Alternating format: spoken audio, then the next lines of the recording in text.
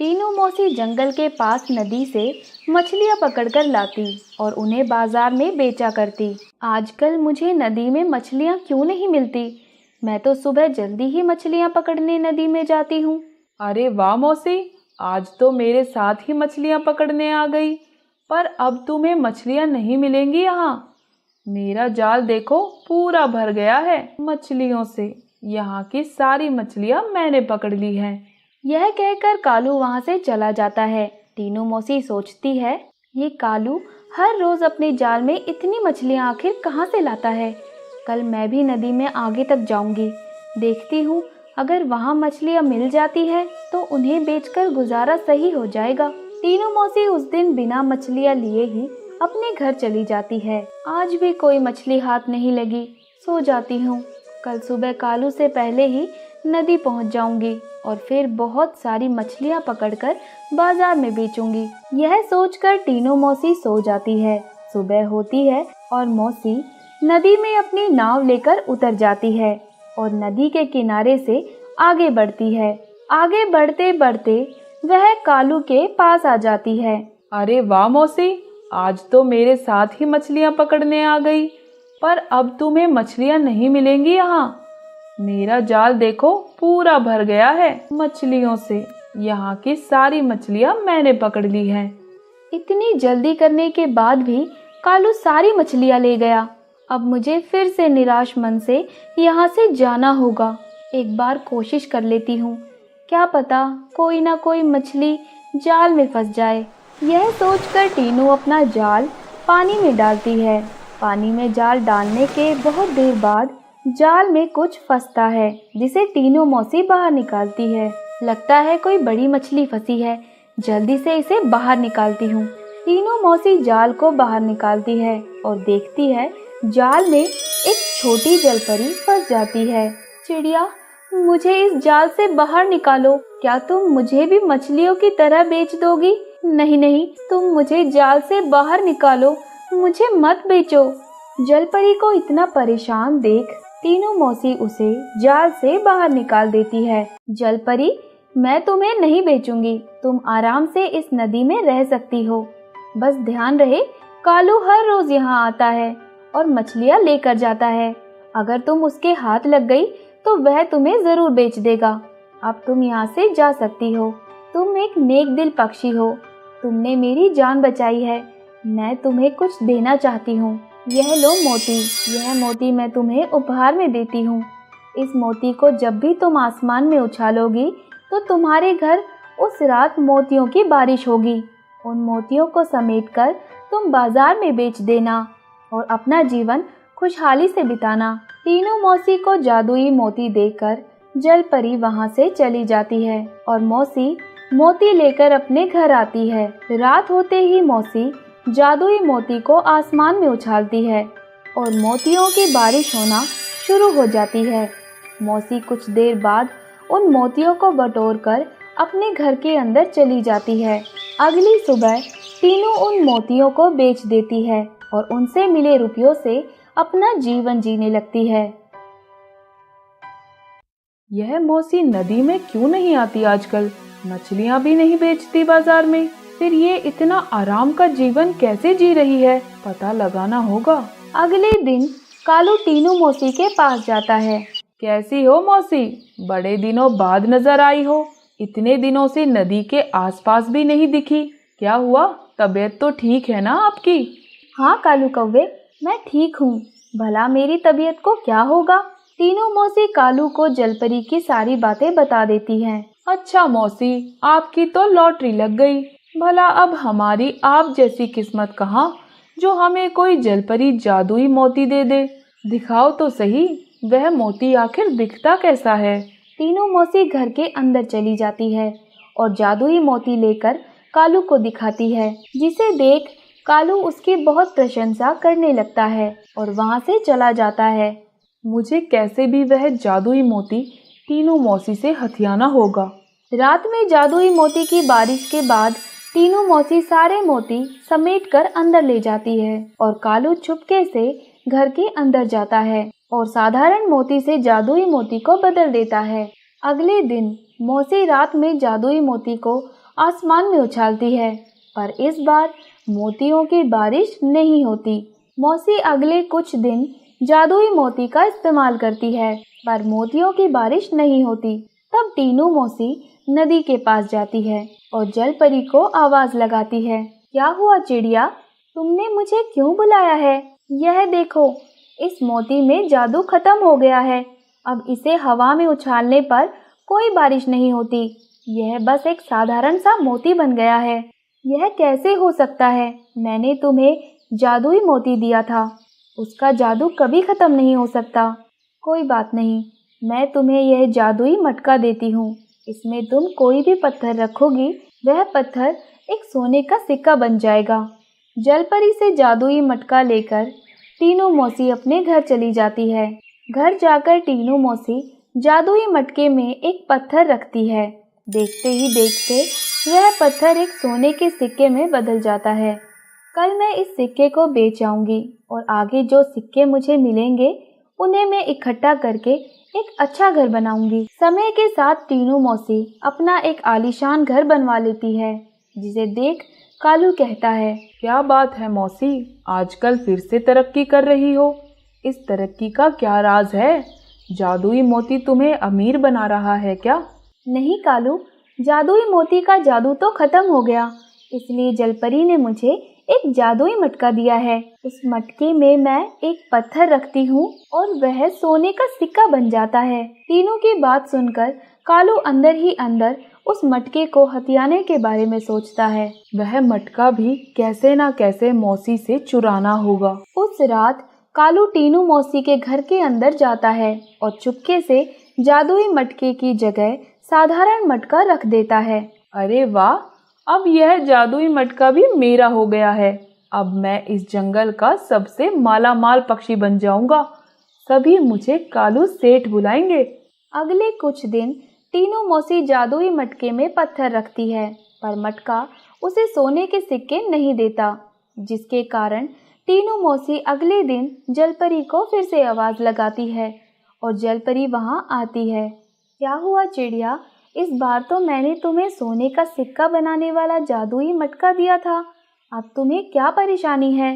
तुम्हारा दिया बेकार मोती और अब ये मटका अपना जादू दिखाना बंद कर दिया है। इसमें अब कोई जादू नहीं होता।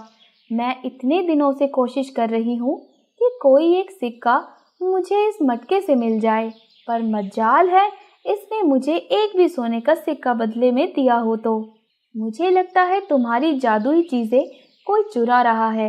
मैंने तुम्हें जो भी दिया है वो सभी जादुई हैं, उनका जादू कभी ख़त्म नहीं हो सकता। तुम एक काम करो, इस बार यह जादुई जाल ले जाओ। यह जादुई जाल जब तुम इस नदी में डालोगी तो तुम्हें नदी में छुपा खजाना इसी जाल के द्वारा मिलेगा। वह खजाना तुम्हें एक बार ही मिलेगा। उस खजाने से तुम अपना जीवन सुख से बिता सकती हो। अगले दिन मौसी जाल लेकर नदी के पास जाती है, जिसे कालू देख लेता है और कहता है, क्या हुआ मौसी, यह जाल लेकर कहाँ जा रही हो? अब तक तो जादुई मटके और मोती ने तो तुम्हें माला माल बना दिया होगा, फिर मछलियाँ क्यों पकड़नी है तुम्हें? क्या बताऊं कालू, जलपरी इतने दिनों से मुझे खराब चीजें दे रही थी, अब उसने मुझे यह जादुई जाल दिया है। मैं जैसे ही इसे पानी में फेंकूंगी तो नदी में गड़ा खजाना इस जाल में फंस जाएगा और मैं उस खजाने की मालकिन बन जाऊंगी और अपनी पूरी जिंदगी उसी खजाने को बेचकर अच्छे से बिताऊंगी। इसके बाद मुझे किसी भी जादुई चीज की कोई जरूरत नहीं होगी। मुझे कैसे भी यह जाल मौसी से धोखे से लेना होगा। इनसे जाल लेकर मैं नदी से खजाना ले लूंगा और कह दूंगा जाल में कोई जादू नहीं है। मौसी, आप इतने दूर नदी में कैसे जाओगी? लाओ यह जाल मुझे दो, मैं नदी में जाकर आपके लिए वह खजाना लेकर आता हूँ। आप घर जाइए, मैं आपके घर ही खजाना पहुँचा दूंगा। तू कितना सोचता है मेरे बारे में। अच्छा ठीक है, ये ले जाल और ले आ मेरा खजाना। तीनों मौसी कालू को जादुई जाल देकर उसे नदी में भेज देती है और खुद अपने घर चली जाती है। कालू नदी में जैसे ही जाल डालता है वह उसी जादुई जाल में लिपट जाता है और पानी में गिर जाता है। तभी जलपरी बाहर आती है। अरे यह क्या, इस जादुई जाल ने तो मुझे ही जकड़ लिया है। कोई बचाओ, मुझे कोई बचाओ। मैं जानती थी, दुष्ट कौवे, तुम ही हो जो चिड़िया के सभी जादुई चीजों को चुरा रहा था। यह जाल अब तुम्हें कभी नहीं छोड़ेगा और तुम जाल में फंसकर पानी में बह जाओगे और इसी नदी में मर जाओगे। नहीं नहीं जलपरी, मैं मानता हूँ लालच के रहते मैंने टीनू मौसी के पास सभी जादुई चीजें चुराई हैं। मैं उन्हें वापस लौटा दूंगा। मुझे माफ कर दो जलपरी, मुझे छोड़ दो। कालू की मिन्नतें सुनकर जलपरी को उस पर दया आ जाती है और वह उसे जाल से मुक्त कर देती है। जलपरी कालू को नदी से खजाने का एक बक्सा देती है। कालू जादुई मोती और मटका समेत खजाने का बक्सा भी टीनू मौसी को दे देता है, जिसके बाद टीनू मौसी अपना जीवन खुशी से बसर करती है। ऐसे ही अपने ग्राहकों को पकोड़े प्लेट में डालता तो पकोड़े हवा में उड़ने लगते। अरे यह पकोड़े हवा में कैसे उड़ रहे हैं? यही नहीं, पकोड़े के अंदर कई सारे कीड़े भी दिखाई देने लगे। टीटू के पकोड़े पूरे सुंदरवन जंगल में फेमस थे। पता नहीं वह कौन सा जादुई मसाला अपने पकोड़े में डालता था।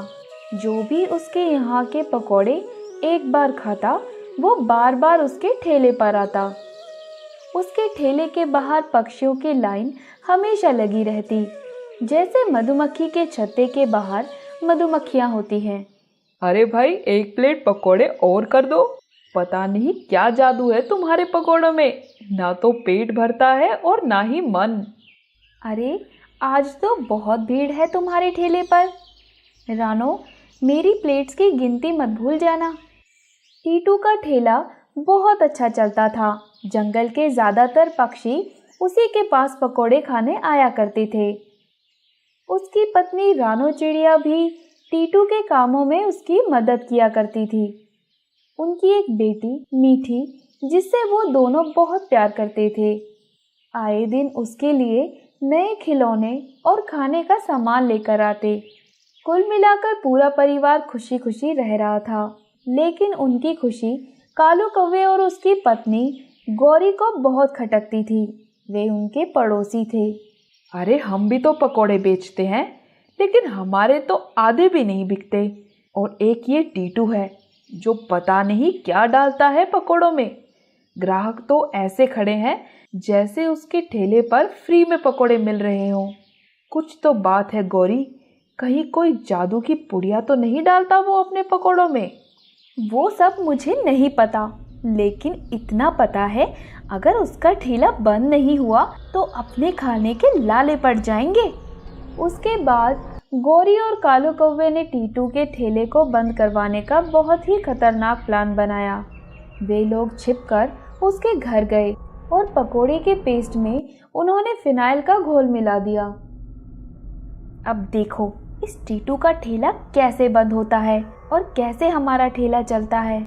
अगले दिन भी आम दिनों की तरह टीटू के ठेले के बाहर पकोड़े खाने वालों की लाइन लगी हुई थी।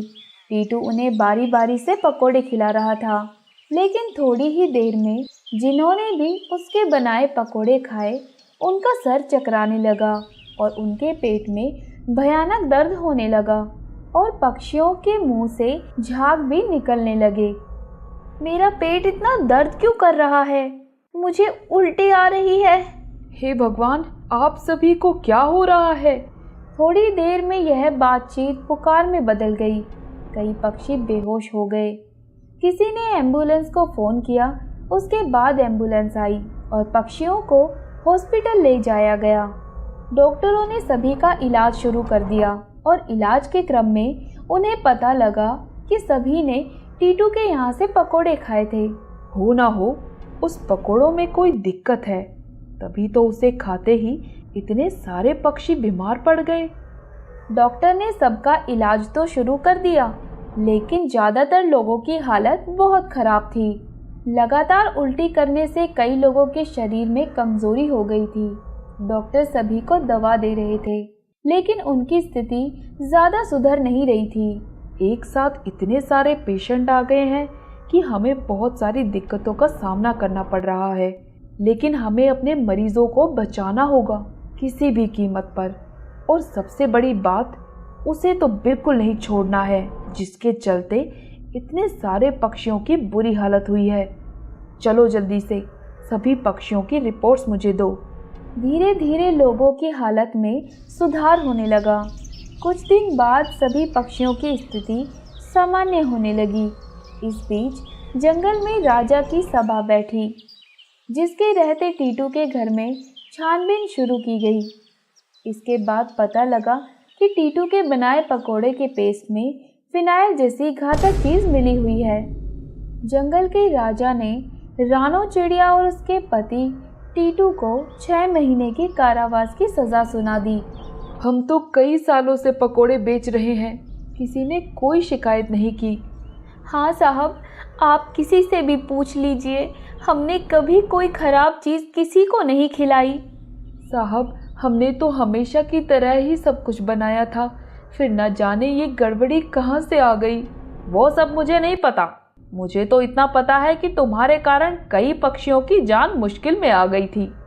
टीटू और उसकी पत्नी की इतनी मिन्नतें सुनकर राजा ने उन्हें दरबार में बुलाया। तुमने जंगल के कई पक्षियों की जान जोखिम में डाली है, तुम्हें इसकी सजा जरूर मिलेगी। और तुम बार बार किस बात की मिन्नतें कर रहे हो? हमें सजा मत दीजिए, हम बेकसूर हैं। महाराज, हमारी एक छोटी सी बेटी भी है, उसका तो ख्याल कीजिए। तुम दोनों के खिलाफ बहुत सी बातें हमने सुनी है। उसके रहते तुम्हें जो सजा दी गई है वह तुम्हारे लिए बिल्कुल सही है। अगर उन पक्षियों में एक भी पक्षी की मृत्यु हो जाती तो मैं तुम दोनों को फांसी की सजा सुना देता। ले जाओ इन्हें यहाँ से। दोनों मजबूर पक्षी बिना गलती की सजा भुगत रहे थे, लेकिन तकदीर की एक और मार उन्हें पड़नी थी। एक दिन जब दोनों चुपचाप कैद खाने में बैठे थे, तभी एक सिपाही ने उन्हें खबर दी। तुम दोनों के लिए इस बुरे दौर में एक और बुरी खबर है। तुम दोनों को इसी समय शमशान जाना होगा। तुम्हारी बेटी मीठी मर चुकी है। ये आप क्या कह रहे हैं साहब? हमारी बेटी, हमारी छोटी सी मीठी नहीं रही? टीटू और उसकी पत्नी के कारावास में चले जाने के बाद मीठी का ध्यान रखने वाला कोई नहीं था। उल्टा लोग उसे भी उसी दिन की हुई घटना का जिम्मेदार मानने लगे। वह बेचारी भूखी प्यासी इधर उधर घूमती रही, लेकिन कोई भी उसकी मदद नहीं करता। उल्टा उसे ताने मिलते, और यह ताने ज्यादातर कालू कौवा और गौरी ही उसे देते। भाई सही कहते हैं, जैसी करनी वैसी भरनी। माँ बाप ने जो किया वो तो बच्चे को भरना ही पड़ता है। अब देखो इसके माँ बाप के कुकर्मों की सजा कैसे ये बेचारी मीठी भुगत रही है। हर दिन मीठी जिल्लत और तानों का जीवन जी रही थी। छोटी सी मीठी को कोई भी एक दाना देना सही नहीं समझता।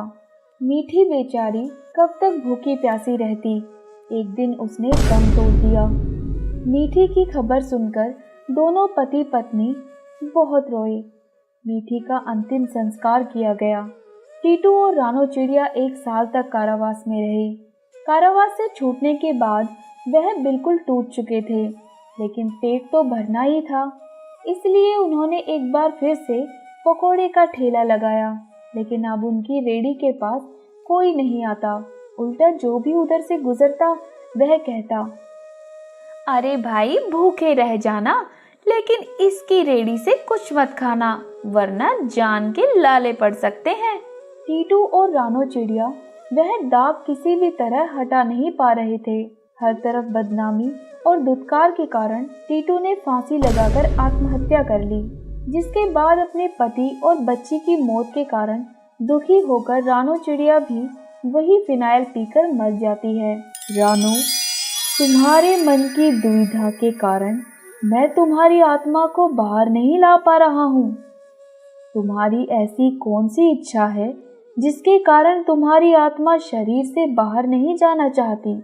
भगवान, मेरे पति के बनाए पकोड़ों में किसी ने फिनाइल मिला दिया, जिसकी सजा हमारे पूरे परिवार को मिली। जिसने भी वह फिनाइल उस दिन पकोड़ों के पेस्ट में डाला था, मुझे उसको उसकी सजा देनी है।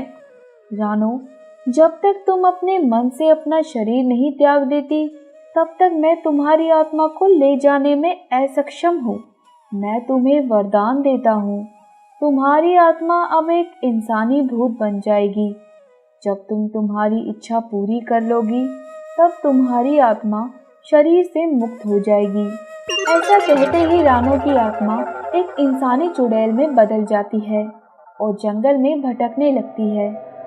एक शाम की बात है, रानो के कानों में कालू कौवे और उसकी पत्नी गौरी की बातें पड़ती हैं। वह टीटू भी अब मर गया। हमने जो जाल बुना था उसमें फंसकर टीटू का पूरा परिवार खत्म हो गया। अब यहाँ पर सिर्फ हम ही पकोड़े बेचेंगे और बहुत सारे पैसे कमाएंगे। रानो चुड़ैल ने जब ये सुना तो उसे बहुत गुस्सा आया। मेरे परिवार ने इन दोनों की गलती की सजा भुगती है, अब मैं इन्हें नहीं छोड़ूंगी। उस शाम कालू के ठेले पर लोग पकोड़े खाने आए तो रानो चुड़ैल ने अपनी शक्तियों से उथल पुथल मचाना शुरू कर दिया।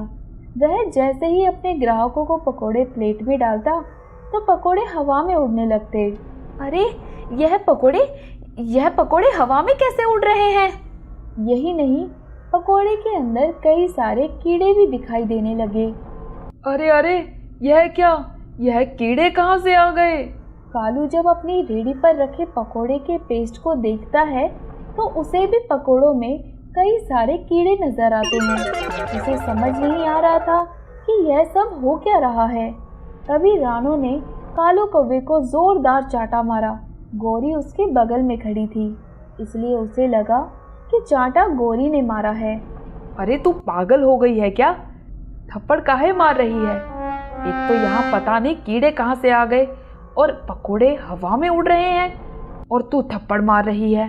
कालू गौरी से यह कह ही रहा था, तभी उसकी पत्नी हवा में उड़ने लगी। अरे अरे, यह मुझे हवा में कौन उड़ा रहा है? अरे मुझे नीचे उतारो।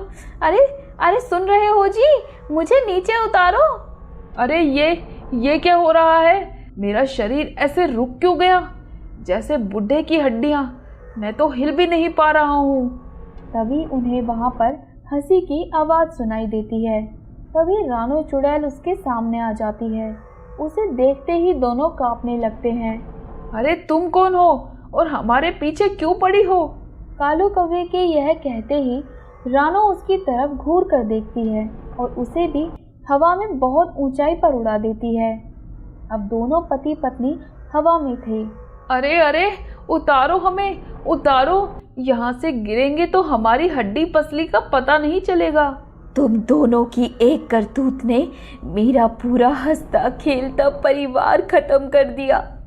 रानो की बातें सुनकर उन्हें पता चलता है कि वह कोई और नहीं बल्कि रानो का भूत है, जो अपने परिवार के साथ हुई घटना का बदला लेने आई है। रानो, हमें उतार दो, हमें बहुत डर लग रहा है। रानो, हमें उतार दो, हमें बहुत डर लग रहा है। डर लग रहा है तुम्हें? डर लग रहा है? अरे जब तुमने मेरे परिवार को ख़त्म कर दिया तब तुम्हें डर नहीं लगा? जब मेरी नन्ही सी बेटी को तुमने ताने दिए और खाने को कुछ नहीं दिया तब तुम्हें डर नहीं लगा? उस नन्ही सी जान ने तुम्हारा क्या बिगाड़ा था? तुम लोगों की जलन के कारण मेरा पूरा परिवार खत्म हो गया। मैं तुम लोगों को नहीं छोड़ूंगी। यह कहकर रानो ने उन दोनों को ऊंचाई से गिरा दिया। वो चिल्लाने लगे, लेकिन रानो ने उनकी चीख पर कोई ध्यान नहीं दिया। बहुत ऊंचाई से गिरने पर दोनों की वहीं पर मौत हो गई। उसके बाद रानो चुड़ैल की आत्मा वहां से गायब हो गई। मीठी की बात सुनकर मोना आग बबूला हो जाती है और रानी को पेड़ से बांध देती है और उसे डंडे से मारने लगती है, जिसके बाद रानी के सर से खून बहने लगता है। अपनी बेटी की ऐसी हालत देखकर गोरैया वहां आ जाती है और मीठी को लेकर गायब हो जाती है। यह क्या? मेरी बच्ची कहाँ गई? मीठी, मेरी बेटी कहाँ गायब हो गई? बहुत समय पहले की बात है। कोल्हापुर गांव के पास एक जंगल था जिसका नाम मधुवन था। मधुवन में तरह तरह के पक्षी और जानवर रहा करते थे। वहीं रहती थी एक गौरैया जो अपने पति गुड्डू और बेटी रानी के साथ रहती थी। लंबी बीमारी के बाद गौरैया का देहांत हो गया, जिसके बाद बेटी रानी दुखी रहने लगी। पिता गुड्डू रानी को बहुत संभालता, पर रानी के मन का दुख कम नहीं होता। पापा, माँ कहाँ चली गई? क्या माँ कभी नहीं आएगी? रानी, तुम्हारी माँ हम दोनों को छोड़कर बहुत दूर चली गई है। अब हम चाहकर भी उसे वापस नहीं ला सकते। दोनों गौरैया को याद कर रहे थे। हर दिन गुड्डू भोजन की तलाश में बाहर जाता है और घर बैठी रानी अपनी माँ को याद करके बहुत रोती है। उसे अपनी माँ के साथ बिताए पल हर रोज याद आते। एक दिन की बात है, आप हर रोज भोजन की तलाश में जाते हैं। मुझे घर रहकर माँ की बहुत याद आती है। मुझे भी अब हर रोज साथ ले चलिए। नहीं रानी बिटिया, तुम घर ही रहो। तुम अभी छोटी हो, तुम्हारा बाहर जाना अभी ठीक नहीं है। यह दुख का समय हमसे जल्दी ही दूर हो जाएगा और फिर हम वापस खुश रहने लगेंगे।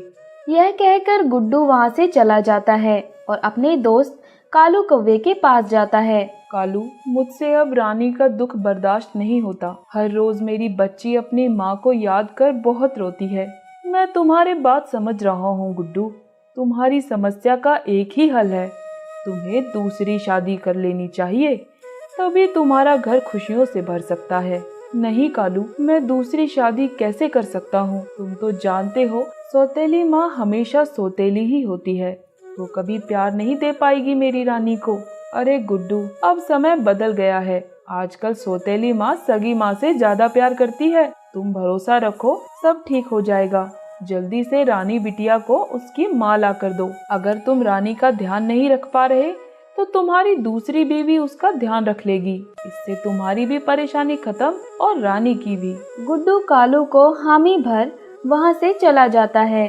कुछ दिन बाद गुड्डू मोना नाम की गौरैया से शादी कर लेता है और उसे रानी के पास लेकर आता है। रानी बिटिया, ये देखो, तुम्हें माँ की जरूरत थी ना? मैं तुम्हारे लिए नई माँ लेकर आया हूँ।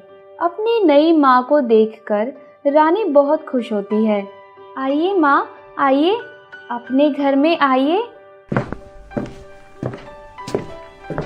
आज से आप हमारे साथ ही रहोगी। अब मुझे कभी माँ की याद नहीं आएगी।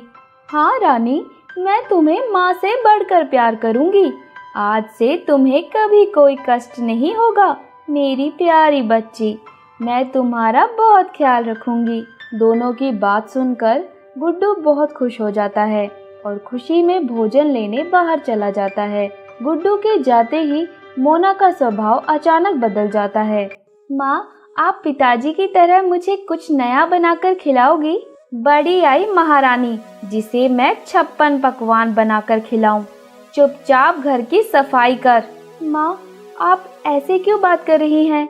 मैं तुम्हारी माँ नहीं हूँ, तुम मेरी सौतेली बेटी हो और सौतेली बेटियों की सिर्फ सौतेली माँ होती है। चुपचाप सफाई करो और जल्दी से मेरे लिए कुछ खाने का बंदोबस्त करो। बिन माँ की रानी अपनी किस्मत पर रोने लगती है। शाम ढलते ही गुड्डू घर आता है। गुड्डू के आते ही मोना का व्यवहार फिर से बदल जाता है और वह रानी को खाना परोसने लगती है। खाओ रानी बिटिया, अच्छे से खाओ। देखो मेरी बच्ची कितनी दुबली पतली हो गई है। आज से तेरी ये नई माँ तुझे भर पेट खाना खिलाएगी। क्या बातें चल रही हैं दोनों माँ बेटी में? कुछ नहीं गुड्डू जी, मैं तो हमारी रानी बिटिया को खाना खिला रही थी। आप ही देखिए ना, कितनी दुबली पतली हो गई है हमारी बच्ची।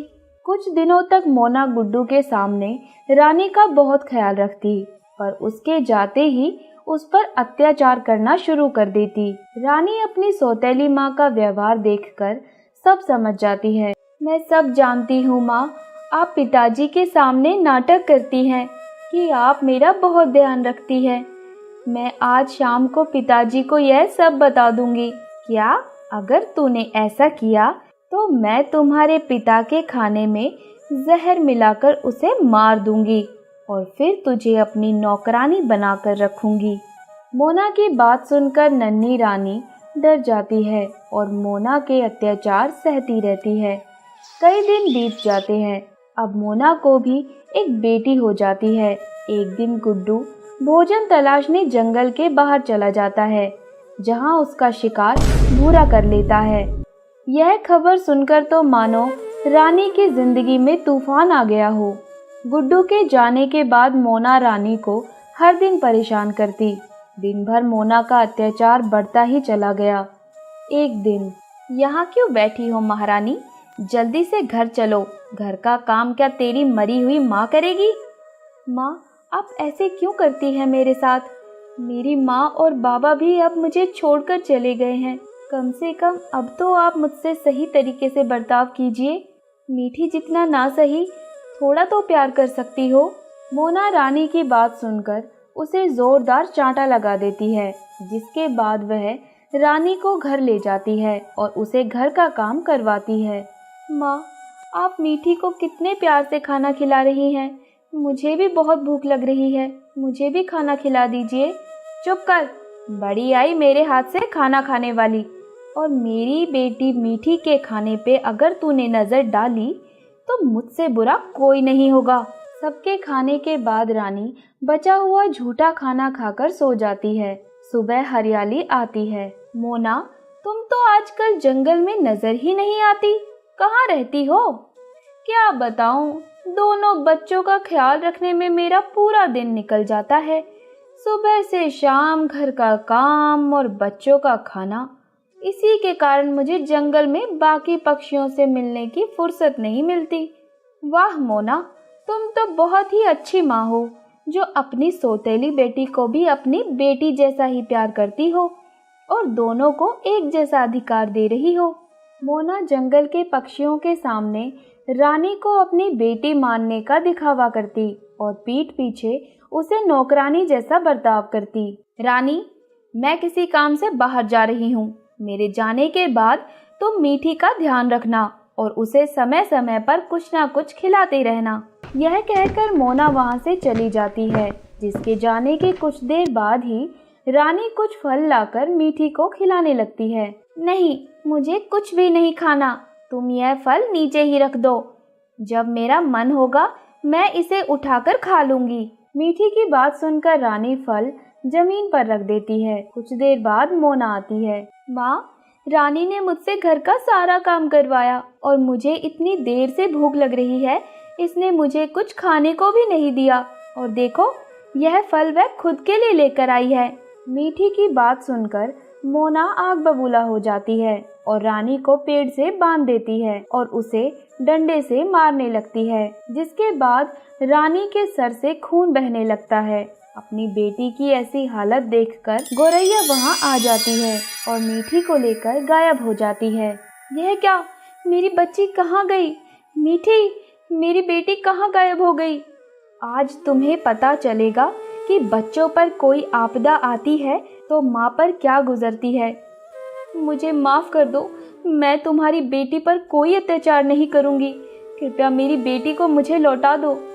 तुम्हें तुम्हारी बेटी मैं वापस कर दूंगी, पर तुम्हें मुझसे वादा करना होगा, आज के बाद तुम रानी को सगी माँ से भी बढ़कर प्यार दोगी। उसे मेरी कमी कभी महसूस नहीं होने दोगी। ठीक है गोरैया, आज के बाद मैं रानी को मीठी से ज़्यादा प्यार करूंगी, पर मेरी बेटी मीठी को कुछ मत करना। मुझे मेरी बेटी वापस लौटा दो। गोरैया मीठी को लौटा देती है। जिसके बाद मोना रानी के जख्मों पर दवा लगाती है। इस दिन के बाद मोना रानी को मीठी की तरह प्यार करती और उसका बहुत ख्याल रखती। अगर आपको हमारी कहानी अच्छी लगी और ऐसी ही कहानियाँ और देखना चाहते हैं तो हमारे चैनल को सब्सक्राइब कर लें और बेल आइकन पर क्लिक कर दें। और हाँ, शेयर करना मत भूलिएगा।